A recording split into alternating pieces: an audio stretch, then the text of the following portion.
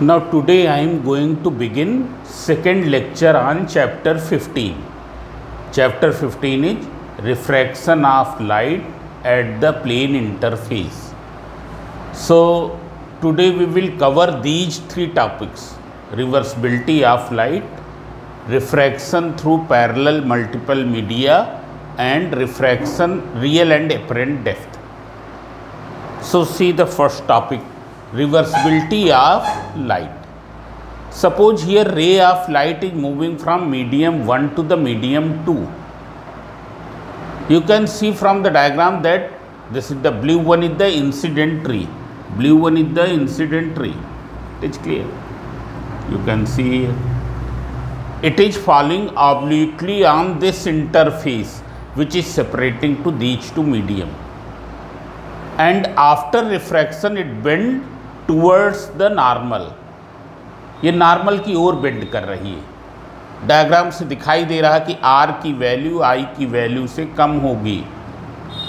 So since it is bending towards the normal, मतलब ये कहाँ से कहाँ जा रही, रेयरर से डेंसर, रेयरर से डेंसर, जैसे कि एयर से ग्लास में, एयर से वाटर में। What will happen to the speed, speed will decrease here. यहाँ पर स्पीड अधिक होगी लाइट की, यहाँ पर स्पीड कम होगी। It is clear. Now if you path here incident ray is AO, refracted ray is OB. Now if we place a plane mirror perpendicular to the path of the refracted ray, अगर refracted रे के perpendicular हम एक plane mirror रख दें, what will happen, since it is falling perpendicularly therefore it will retrace its path, मतलब उसी path पर रिटर्न हो जाएगी जिस पाथ से ये आ रही है।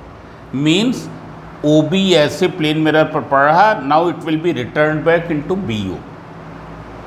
When it strikes at this interface, now it is moving from where to where, 2 to 1.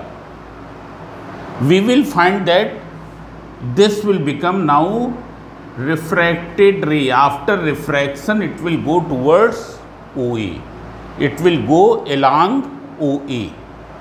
मतलब क्या है, अगर एक रे ऑफ लाइट एक मीडियम से दूसरे मीडियम जा रही है via a certain path, and if we place a plane mirror in the path of the refracted ray, then it will return back on the same path, that is refracted ray will become incident ray, incident ray will become refracted ray.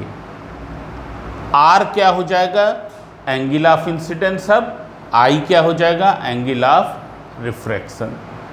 इसको हम एक इस तरीके से भी समझ सकते हैं, अगर मीडियम 1 में एंगल ऑफ इंसिडेंस I है और मीडियम 2 में एंगल ऑफ रिफ्रैक्शन R है, अब अगर क्या हो जाए, मीडियम 2 में जो एंगल R है वो एंगल ऑफ इंसिडेंस बन जाए, अगर ये एंगल ऑफ इंसिडेंस हो जाए तो मीडियम 1 में एंगल ऑफ रिफ्रैक्शन क्या होगा, I के बराबर होगा, it will be equal to I.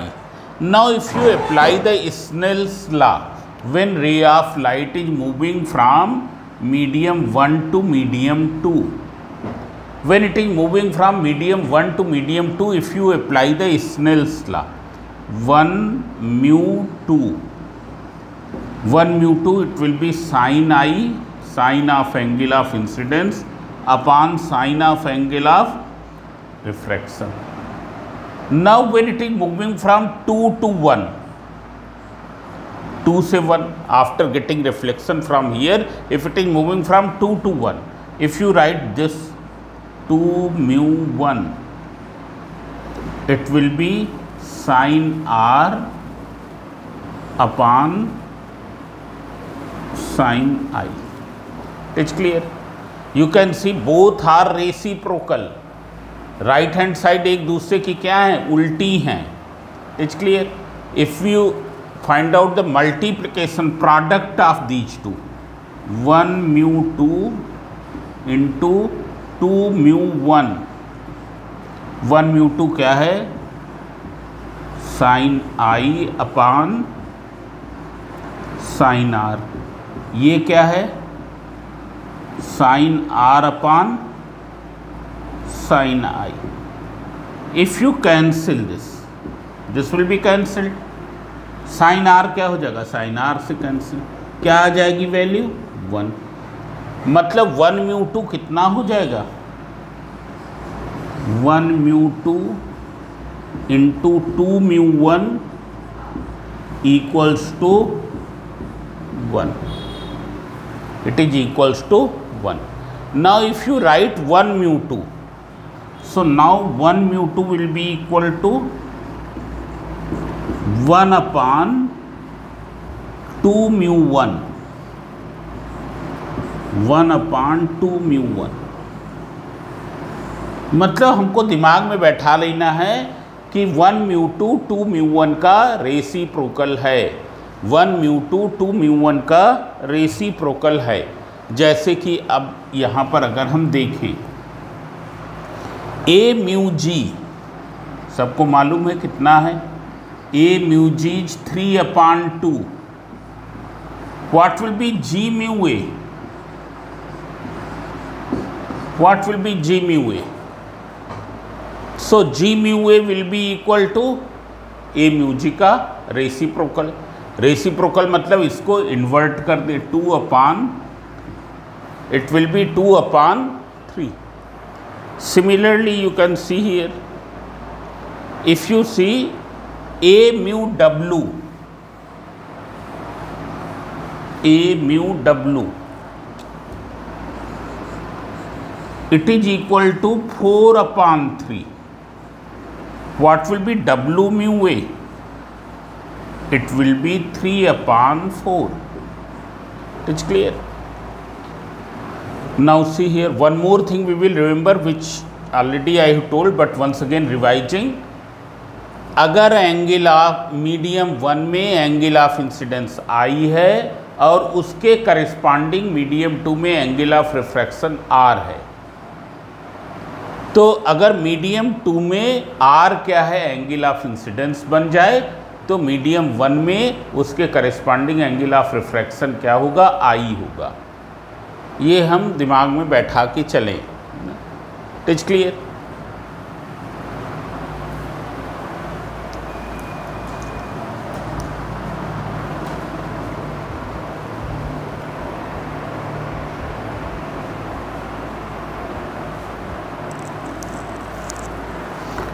Now second topic is refraction through parallel multiple media. Multiple medium मतलब कई मीडियम हैं, आए समझे, पर उनके जो इंटरफेसेज हैं जिन पर रिफ्रैक्शन हो रहा है, जिस पर बेंडिंग हो रही है, वो क्या है, सब पैरेलल हैं। कई मीडियम हैं और सबके इंटरफेसेज पैरेलल हैं। सो हम एक डेरिवेशन यहाँ पर करने जा रहे हैं। सबने ग्लास स्लैब में पढ़ा हुआ है, ग्लास स्लैब का क्लास 10th में पढ़ा है। जब ग्लास स्लैब पर क्या है, लाइट उसके एक सरफेस पर पड़ती है, यहाँ पर शो कर रहे हैं, light is falling on this surface, here this interface is air glass, this is air and this is glass, so it suffers refraction at the air glass interface. Since it is moving from rarer to denser, therefore what will happen? It will bend towards the normal. Now when it suffers refraction here, this is which surface? Glass से air, glass air interface. ये air glass interface है, ये glass air interface है, क्योंकि ray of light glass से air में जा रही है। दोनों surfaces जिन पर refraction हो रहा है, they are parallel. So here we know that emergent ray will come out parallel to the original direction. मतलब emergent ray क्या है, ये कैसे निकलेगी जाके ओरिजिनल डायरेक्शन के पैरेलल। ये क्लास 10th में पढ़ा है, ये उतना पैरेलल नहीं दिखाई दे रहा है। हम इसको can see here, this is the emergent ray which comes out parallel to the original direction. It is clear. Now if you draw the normal, then this angle of emergence will be equal to angle of incidence. Angle of emergence is equal to angle of incidence. So इस concept को हम use करेंगे। क्या concept है? अगर क्या है, refraction parallel इंटरफेसेज पर हो रहा है एंड रे of light after entering from one medium emerges out in the same medium. If ray of light after entering from one medium suffering refractions over the different medium and then emerges out in the same medium, अगर उसी medium में emerge out कर जाए जिसमें incident ray थी, then emergent ray will be parallel to the incident ray. Emergent ray will be parallel to the incident ray. ये क्या है? पैरेलल इंटरफेसेज पर रिफ्रैक्शन की वो है प्रॉपर्टी है। अगर एक रे ऑफ लाइट किसी मीडियम से इंटर करे after suffering refraction through different medium, it once again come out in the same medium in which the incident ray was situated, then emergent ray will be parallel to the original direction of incident ray. It's clear? So same concept we will apply here. Here you can see there are three parallel multiple medium. एक medium क्या है? Medium 1 है. दूसरा medium क्या है? Medium 2 है. तीसरा medium क्या है? मीडियम 3 है. मीडियम 1 और मीडियम 2 के बीच में इस इंटरफेस पर रिफ्रैक्शन हो रहा है, इस इंटरफेस पर बेंडिंग हो रही है. मीडियम 2 और मीडियम 3 में इस इंटरफेस पर बेंडिंग हो रही है. और जब 3 से 1 में आता है, then refraction takes place at this surface. If you see here, all the three interfaces are parallel. All the three interfaces are parallel. Now you can see here what is the original direction. तो ये हमने इस एक ये green colour के pen से show किया है. It's clear? Here we will find, since incident ray and emergent ray are in the same medium, therefore angle of emergence will be equal to angle of incidence. मतलब जितना angle, ये angle उतना ही होगा जितना ये होगा. अगर ये I1 है तो ये भी I1 होगा. एंगल ऑफ इमर्जेंस और एंगल ऑफ इंसिडेंस दोनों बराबर होंगे. It's clear?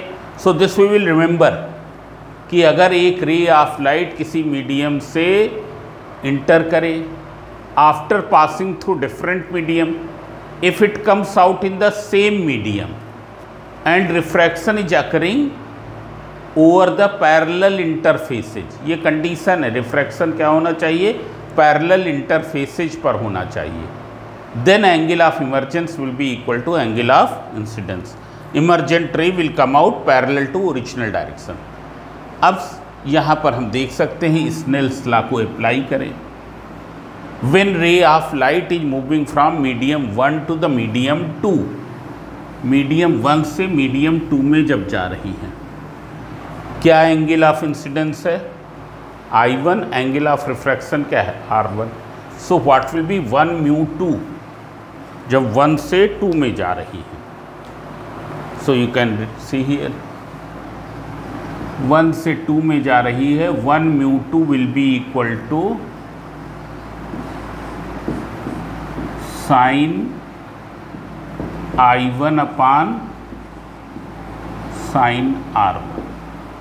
Now you can see here, since these two interfaces are same, therefore this angle and this angle will be same.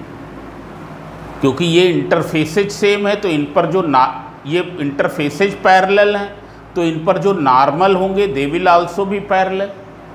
Normal भी क्या हो जाएंगे? पैरेलल हो जाएंगे. ये क्या है? ट्रांसवर्सल है तो ये अल्टरनेट एंगल्स हो जाएंगे. ये एंगल R1 है. मतलब अब जब मीडियम 2 से मीडियम 3 में जा रही है, then angle of incidence is R1, angle of refraction is R2. Angle of refraction is R2. So if you write 2 mu 3, this will be equals to sine R1 upon sine R2. Now see here, when it is moving from 3 to 1, तो अब हमको तो पहले से ही मालूम है कि ये एंगल उतना ही होगा जो ये एंगल है. क्यों? क्योंकि दोनों मीडियम सेम है and refraction is occurring over the parallel interfaces. Refraction is occurring over the parallel interfaces. दोनों कंडीशन फुलफिल होनी चाहिए, मीडियम भी सेम होना चाहिए और दोनों सभी इंटरफेसेज पैरेलल होना चाहिए। हमको मालूम है अगर प्रिज्म में ऐसा होता, वहाँ पर नहीं होता। प्रिज्म में रे ऑफ लाइट ऐसे गई, आफ्टर सफरिंग रिफ्रैक्शन इधर और फिर इधर। ये दोनों मीडियम सेम हैं, पर इमर्जेंट रे इंसिडेंट रे के पैरेलल नहीं है। क्यों नहीं है? कि एक सरफेस ये जिस पर रिफ्रैक्शन हो रहा, दूसरा सरफेस ये जिस पर रिफ्रैक्शन हो रहा, पैरेलल नहीं है। It's clear? तो ये दोनों कंडीशंस फुलफिल होनी चाहिए। नंबर 1, दोनों मीडियम सेम होने चाहिए, और नंबर 2, जिन सरफेसेज पर रिफ्रैक्शन हो रहा है, बेंडिंग हो रही है, वो सब पैरेलल होने चाहिए। So when ray of light is moving from 3 to 1, 3 से 1 में, if you write 3μ1, 3μ1 will be equal to sine of angle of incidence to the sine of angle of refraction, that is sin R2 upon sin I1। अब इनको हम आपस में multiply करेंगे। When you will multiply, what will you get? 1μ2 into 2μ3 into 3μ1 equals to sin I1 sin R1 into sin R1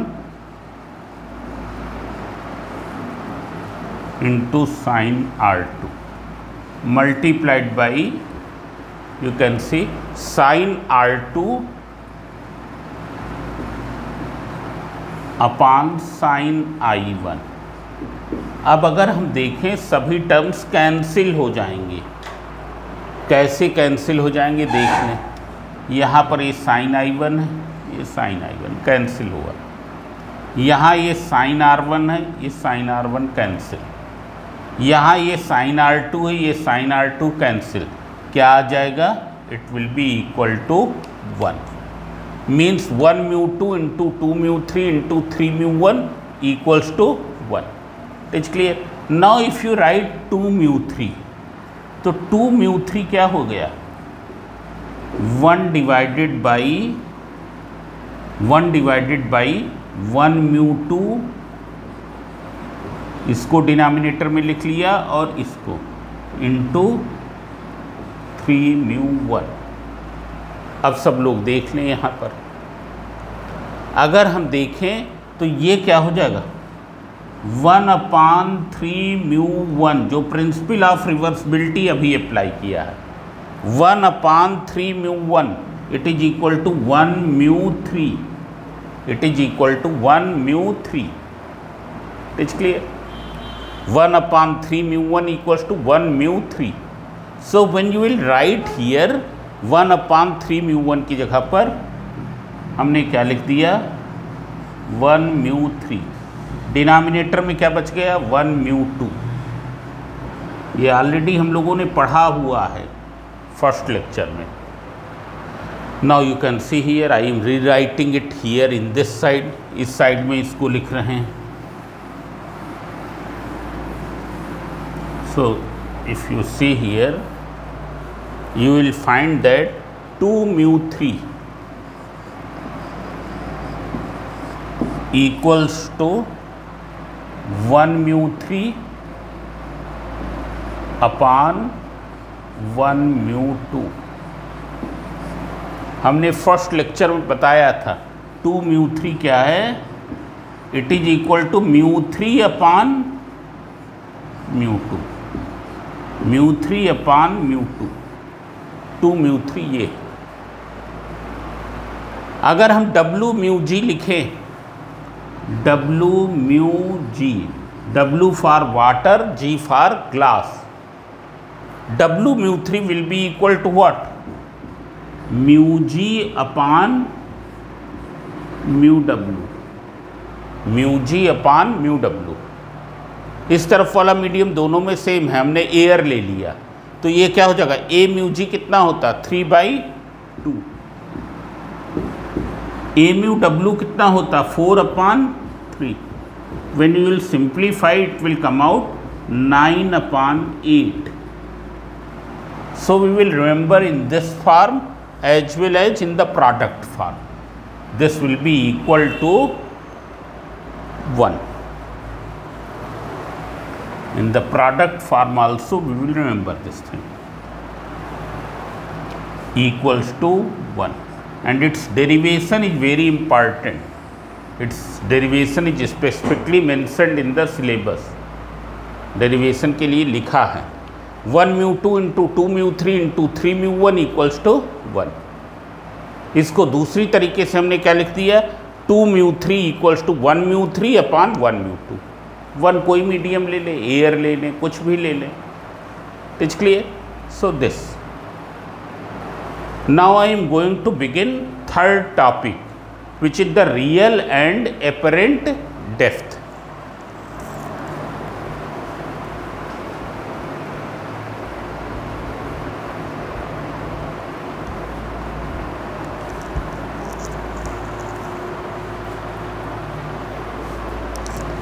now see here real and apparent depth. इसका सबसे अच्छा example क्या है कि अगर हम एक जो स्विमिंग पूल है जिसमें पानी भरा है उसके बॉटम को देखें तो हमको लगेगा कि that is at the less depth, that bottom appears to be at less depth. It's clear? Means it will appear shallow, it will appear shallow. It's clear? Less depth पर वो हमको लगेगा। It's clear? So it is the same thing, real and apparent depth. Here this is a glass slab which is kept here. I have fixed one white sheet of paper and on that paper made a mark O, और उस mark के ऊपर I have kept the glass slab. Now if you see this point, this mark from here, from the air, so this is below the glass slab, this is in the glass slab, you can say. So if anything which is situated in denser medium is seen from rarer medium, it appears to be raised. क्या है? If any object which is situated in the denser medium is seen from rarer medium, it appears to be raised. You can see another example. Here this is a steel mug. उसकी steel मग की Waals क्या होती है, जो steel का बना होता है, लोहे का बना होता है, उसकी वाल्स ओपेक होती हैं। It's clear? Now here a coin is placed and your eye level is this, your eye level this is, you are standing here and your eye level is this. You will find that this coin will not be visible to you. And why it will not be visible to you? Because the rays which are starting from the coin are not able to pass through these opaque walls.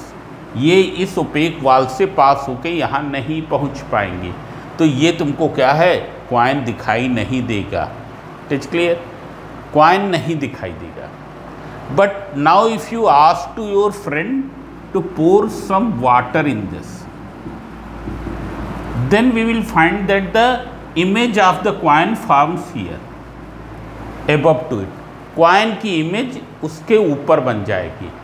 coin की एक जो image है, virtual image है, that will form above to the coin, and the rays which are starting from this image, they are able to reach here and able to reach here. So what will happen? You will be able to see this. मतलब अब वही coin after pouring the water in the mug is visible. जब तक water नहीं था coin visible नहीं था, पर जब क्या है किसी ने उसमें वाटर डाल दिया, the coin has become visible, coin has become visible, coin दिखाई देने लगा। क्यों हुआ? क्योंकि कॉइन की इमेज अब क्या है, उसके ऊपर जाके बन गई और उस इमेज से चलने वाली रेज यहाँ पर पहुँच रही है, तो इसलिए दिखाई दे रहा। सो here this is all these things are based on the real and apparent depth. You can see here an object is situated here inside the glass at point O. One ray which originate perpendicularly will pass undeviated, because it is falling perpendicularly, it will pass undeviated. Another ray which goes obliquely, जो तिरछा जा रही है, after refraction it is moving from glass से air, denser से rarer, it will bend away from the normal. मतलब ये normal से दूर चली जाएगी. एक रे ये हो गई, एक रे ये. when they are produced back they appear to come from where? From here. They appear to come from here. It is clear. Therefore this will be the image of virtual image of this object. ये virtual image है. ये क्या कहलाएगी? PI will be the virtual depth, apparent depth.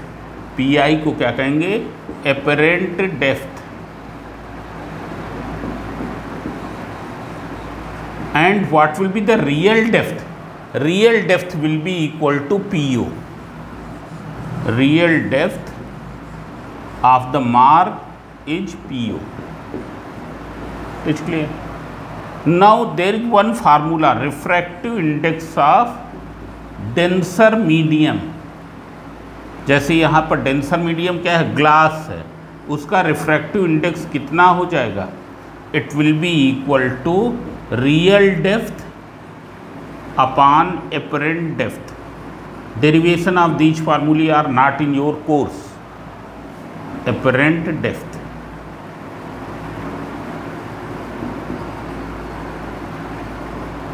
Real depth upon apparent depth. Mu कितना हो जाएगा?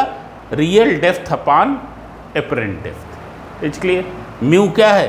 किसका refractive index है? डेंसर मीडियम का, मतलब यहाँ पर ग्लास स्लैब का. It's clear. उस केस में क्या होता? वाटर का रिफ्रैक्टिव इंडेक्स होता. Now what will be the shift here? मतलब इमेज ये कितना ऊपर बन रही है, कितना शिफ्ट है. ये ऑब्जेक्ट की इमेज क्या है? कितना शिफ्ट हो गई है? OI के बराबर. सो what will be the shift? Shift equals to OI, and OI you can write PO minus PI. PO minus PI. What is PO? PO is the real depth. What is PI?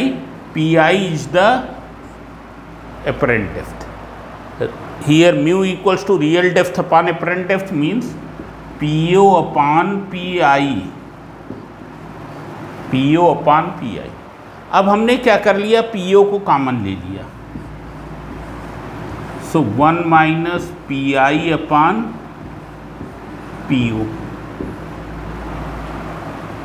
So what will be the shift here? You can see shift equals to, this is equals to real depth, या इसको हम यहाँ पर क्या कर सकते हैं? कह सकते हैं thickness of the glass slab. We can speak it as a thickness of the glass slab. Depth of the water. So real depth 1 minus, you know, PO upon PI equals to mu. So what is PI upon PO? It will be 1 upon mu. It will be 1 upon mu. Reciprocal हो जाएगा. सो shift का formula ये हो गया. It's clear.